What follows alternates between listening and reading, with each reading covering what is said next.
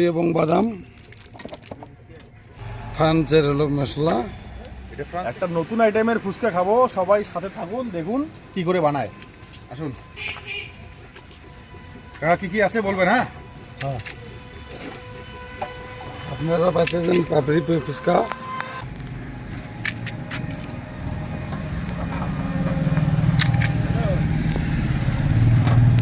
কি কি দিচ্ছে? ও আপাতত খালি ফুচকা দিচ্ছেন না, তাই তো? আপাতত আলু এই যে দিলাম, ফুচকা এরকম করে।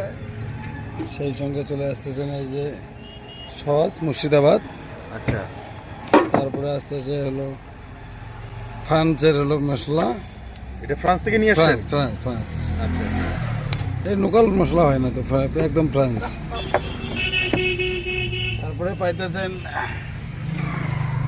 মুর্শিদাবাদের পেঁয়াজ, আচ্ছা, তারপরে পাচ্ছেন হলো ঝুরি এবং বাদাম। আপনারা চাইলে আসতে পারেন রাত্রি 8টা পর্যন্ত। আচ্ছা। এখন কয়টা বাজে? এখন বাজে 5:30।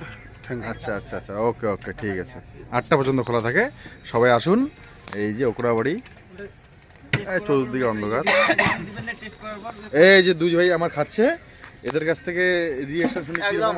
ফুচকাটা খেতে অনেক দারুণ, একদম স্বাদে, বাজেটে ফিট, বাজেটে ফিট খাচ্ছে ভাই, কম বাজেটে একদম দারুণ খেতে ফুচকা। খেতে হলে চলে মানে ভালো, দামে কম। দামে। কোপড়াবাড়ি।